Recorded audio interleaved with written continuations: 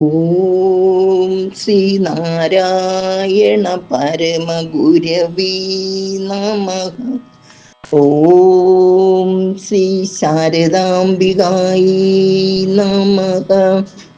ശ്രീനാരായണ ഗുരു കൂട്ടായ്മയിലെ അധ്യക്ഷൻ ശ്രീമാൻ Pratheesh G, coordinator ശ്രീമാൻ രജി G, മുഖ്യ admin ശ്രീമാൻ Udayan G, അഡ്മിന്മാരായ ശ്രീമാൻ Rajesh G, Usha മുരളീജി, സുധാജി, ബീനാജി, പ്രിയ അംഗങ്ങളെ, എല്ലാ സുമനസ്സുകൾക്കും എൻ്റെ കൂപ്പുകൈ. ഇന്ന് നമ്മുടെ ഗ്രൂപ്പിൻ്റെ 7ാം വാർഷികമാണ്. ഈ സന്തോഷം നമുക്ക് പരസ്പരം പങ്കുവയ്ക്കാം.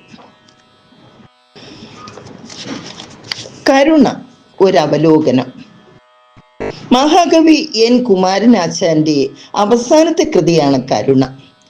ബുദ്ധദർശനങ്ങളുടെ അടിസ്ഥാന തത്വമായ ജീവകാരുണ്യമാണ് ഇതിൻ്റെ അന്തർധാര.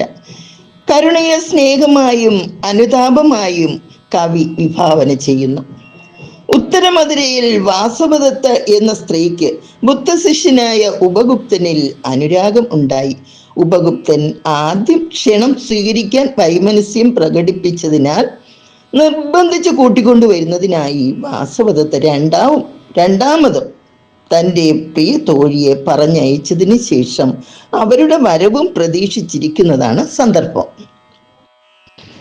അനുപമ കൃപാനിധി അഖില ബാന്ധവൻ ശാക്യ ജിനദേവൻ ധർമ്മരശ്മി ചൊരിയും നാളിൽ ഉത്തരമധുരപുരിക്കുത്തരോപാന്തത്തിലുള്ള വിസ്തൃത രാജവീഥിതൻ കിഴക്കരികിൽ കാളിമ കാളും നവസേയുമ്മ വയ്ക്കും വെൺമനോജ്ഞ മാളികയൊന്നിൻ്റെ തെക്കേ മലർമുറ്റത്തിൽ വ്യാളിമുഖം വച്ചു തീർത്ത വളഞ്ഞ വാതിലാർന്നകത്താളിരുന്ന കാണും ചേറു മതിലിനുള്ളിൽ ചിന്നിയ പൂങ്കുലകളാൽ തൊങ്ങൽ ചുഴുമൊരു പൊന്നശോകം വിടൂർത്തിയ കുടതൻ കീഴിൽ മസൃണശിലാസനത്തിൽ ചരിഞ്ഞ പാർശ്വത്തിൽ പുഷ്പ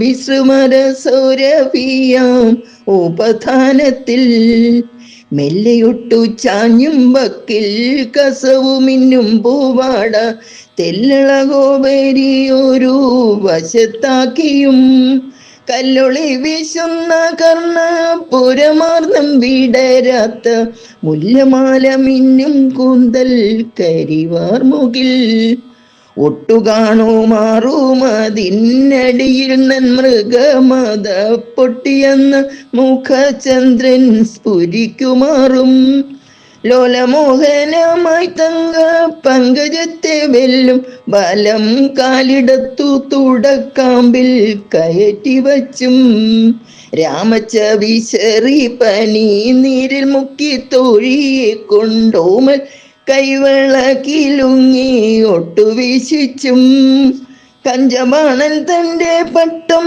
കെട്ടിയ രാജ്ഞി പോലൊരു മഞ്ചുളങ്ങിയിരിക്കുന്നു മതിമോഹിനി.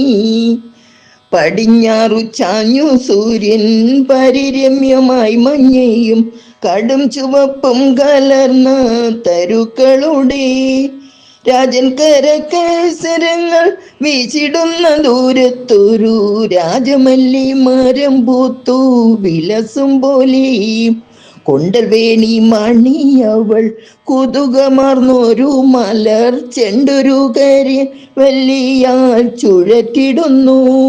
ഇളം തന്നെ തട്ടി മെല്ലെ ഇളകി ചെറുതരംഗ ചുളി ചേരും മൃദു ചേല ചോലയിൽ നിന്നും ഇടതൂർണിമ കറുത്തു മിനുത്തുള്ളിൽ മദജലം പൊടിയും മോഹന നേത്രം പ്രകൃതിലോലം പിടഞ്ഞു മണ്ടി നിൽക്കുന്നു പിടിച്ചുതു നീർത്തിളങ്ങും സ്ഫടിക കുപ്പിയിലിട്ട പരിമിൻ പോലെ വാസവദത്താക്കെയായ വരസുന്ദരി മധുരവാസികളിൽ അറിയാതില്ലിവളയാരും.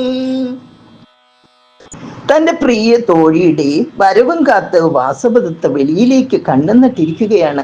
തോഴി വൈകുന്നത് കൊണ്ടുള്ള ഉത്കണ്ഠയും ആകാംക്ഷയും വാസവദത്തയുടെ മുഖഭാവത്തിൽ പ്രതിഫലിക്കുന്നുണ്ട്. അതാ തോഴി വരുന്നു. എന്തേ അവളുടെ മുഖത്തൊരു വിഷാദഭാവം?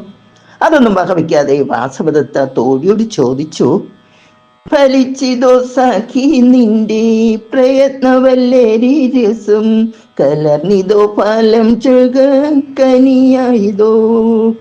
ഫലിച്ചിതോ സഖി നിന്റെ പ്രയത്നവല്ലേരി രസം, കലർന്നിതോ ഫലം ചൊൽക കനിയായതോ. എനിക്കു സന്ദേഹമില്ല ഇക്കുറിയോർക്കില പൂമാൻ, മനുഷ്യനാണല്ലോ നീയും ചതുരയല്ലോ. തോഴി വിഷാദത്തോടുകൂടി അറിയിച്ചു സ്വാമി.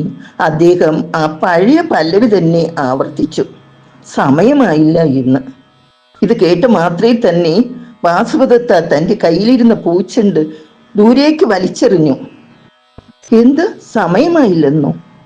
സമയമായില്ല പോലും, സമയമായില്ല പോലും, ക്ഷമ എന്റെ ഹൃദയത്തിൽ ഒഴിഞ്ഞു തോഴി.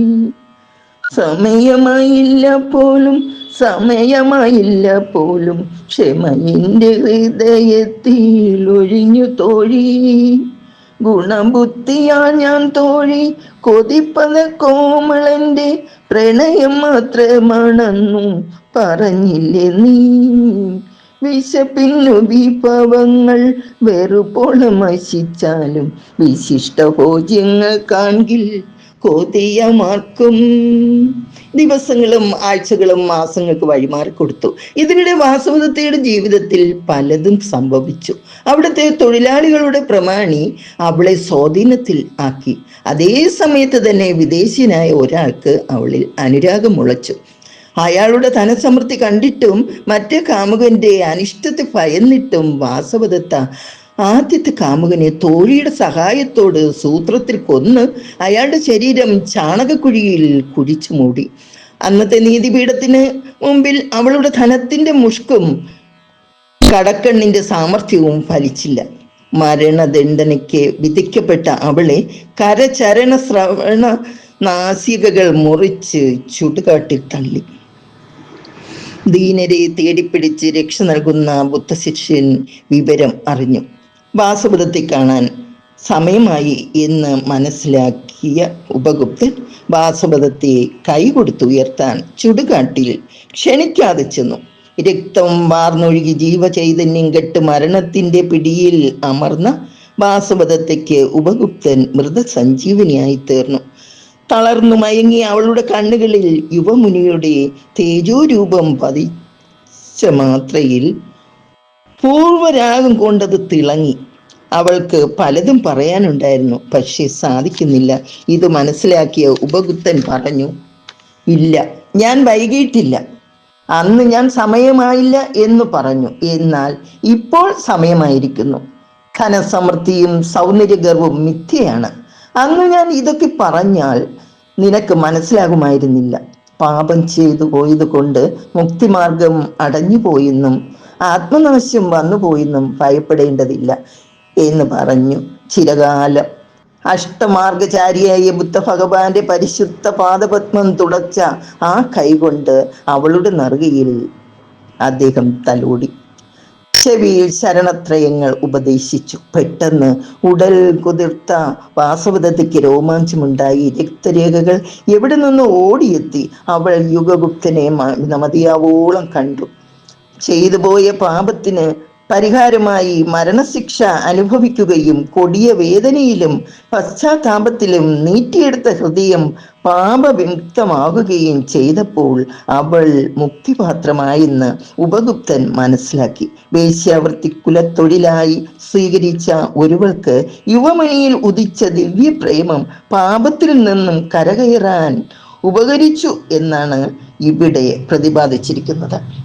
ഉപഗുപ്തനും പരിചാരികയും ചേർന്ന് വാസവദത്തയുടെ അംഗങ്ങൾ യമുനാ നദിയുടെ തീരത്ത് ഒരു ചിതയിൽ സംസ്കരിച്ചു.